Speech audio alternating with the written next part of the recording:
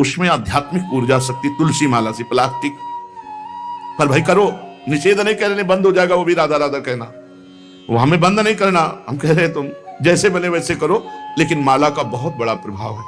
तुलसी परम पवित्र, भगवान श्री हरि की प्रिया, और उनके काष्ठ को जब हम ऐसे ऐसे नाम के साथ, तो विशेष ऊर्जा शक्ति, आध्यात्मिक शक्ति हमें जागृत होती है।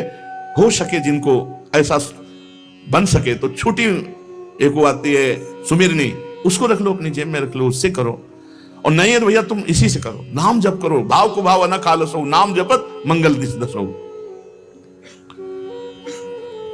सुंदर सुंदर तुलसी जी के वृक्षों के समीप बैठ करके जो अनुष्ठान किया जाए वो बहुत लाभदायक। श्रीमद् भागवत का, गोपाल सहस्त्र नाम का कोई भी पाठ तुलसी जी के समीप विराजमान करके किया जाए, आचार्य को बुला करके तुलसी पूजन करना चाहिए, विविध प्रकार के अनुष्ठान, अरे तभी तो सब मंगल होता है। पहले था, हमने देखा है 4 बजे माताजी दरवाजे के सामने लीपती, रोज का काम, जो पुराने घरों में देहरी के आगे आके 4 बजे लीप करके वहां अपना चौक पूर के दीपक जला, तो क्या पवित्रताएं थी, क्या मंगल था। जब किसी को निमंत्रण दिया जाता था सबके पैर धोए जाते थे, सुंदर बिछौना बिछा करके और उसमें बैठ कर पत्तल और रज के सकोरा कुल्हड़ ऐसे भोजन पाया, कितना पवित्रता। जो हमारी पूर्व पवित्रता थी, धोती कुर्ता चोटी पवित्रता, मान लो अगर बाहर जा रहे तो पैजामा कुर्ता, ऐसे बहुत पवित्र पोशाकें थी, पवित्र आचरण थे, पवित्र खान पान था। घर में जाओ तो एक पवित्रता, एक किसी भी घर में ऐसा नहीं था कि देव मूर्ति न विराजमान हो, किसी भी घर में ऐसा नहीं था तुलसी जी विराजमान न हो, 1-2 गाय जरूर होती थी, पवित्रता। अब तो बड़ा विचित्र, ये भारतीय गौएं जो श्वेत रंग की, जो अरुण रंग की, जो सींग वाली है, वो उनका आप दुग्ध देखिए, दूह कर रख दीजिए, स्वर्णिम कांति छाई मिलेगी। ये हमारी भारतीय पद्धति है, हविष्यान्न, इससे देवताओं का, भगवान का, सबका अभिषेक पूजन होता है। शुद्ध गाय जो हमारी भारतीय है, तीला है उसके जैसे निकला हुआ, वो भगवान ने सेवा की है। हमारे गोविंद भगवान का नाम ही गोविंद, गौओं के इंद्र, भगवान सुबह से निकल जाते थे, शाम तक गौओं को चराते थे। बड़ा असत्य और सत्य का विवेक होने पर साधक को संसार की तरफ से वैराग्य होने लगता है और उसका भजन पुष्ट होने लगता है।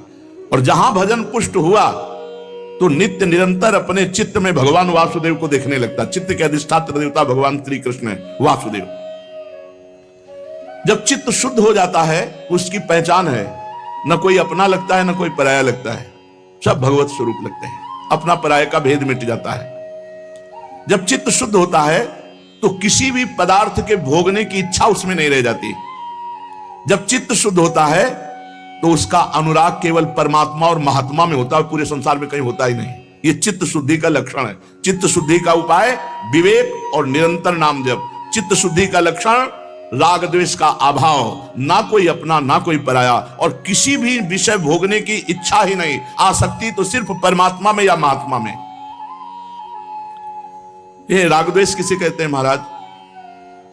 जिस मनुष्य के, जिस पदार्थ के, जिस स्थान की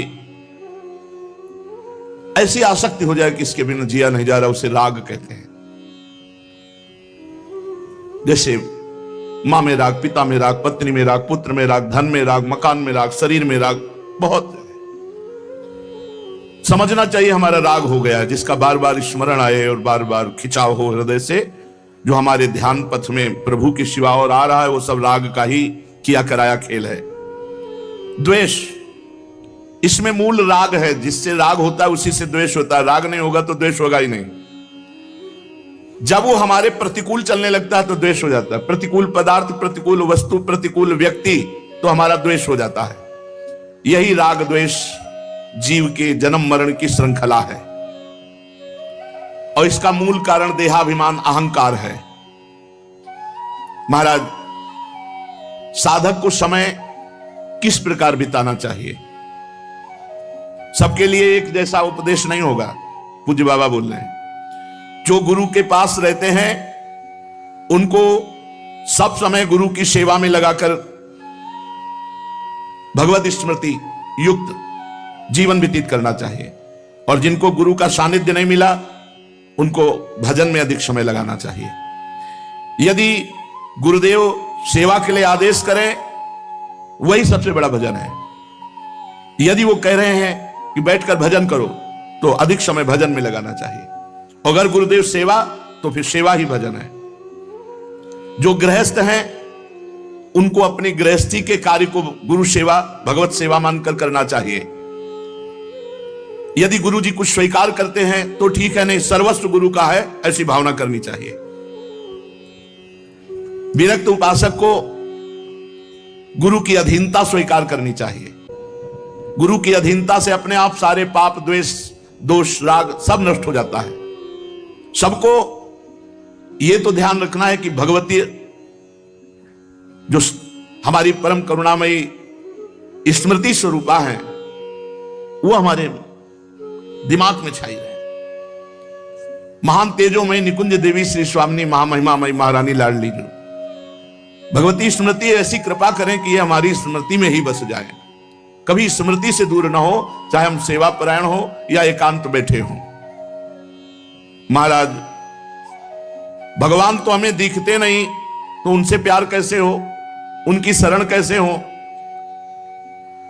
भगवान तुम्हें दिखते नहीं, बड़े आश्चर्य की बात है। ये सब भगवान ही तो है। पूज्य बाबा, अब उनकी ब्रह्ममयी दृष्टि है।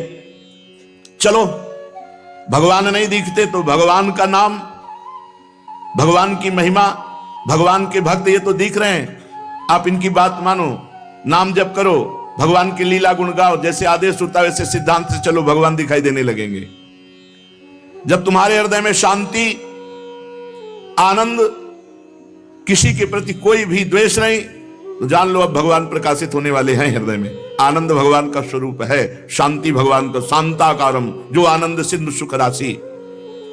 जो भगवान को देखा नहीं और भगवान की शरण होकर नाम जप करते हैं, भगवान बहुत रीझ जाते हैं उनसे, वो तो देख ही रहे ना।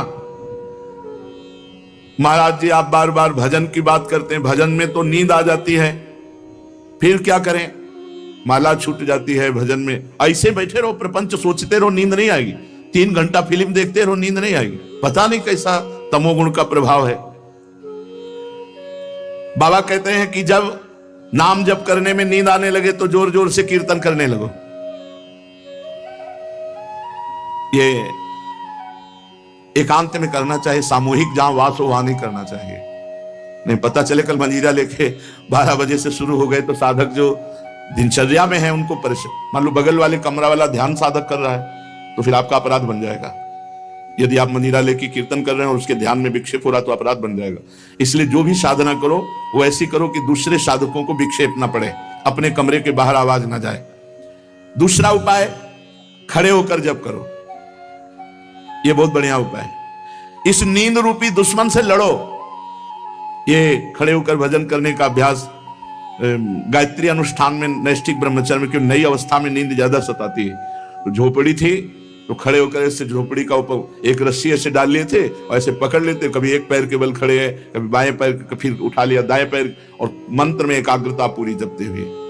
बहुत अच्छा लगता, 5-5, 6-6 घंटे, क्योंकि गायत्री का 24 लाख गायत्री का एक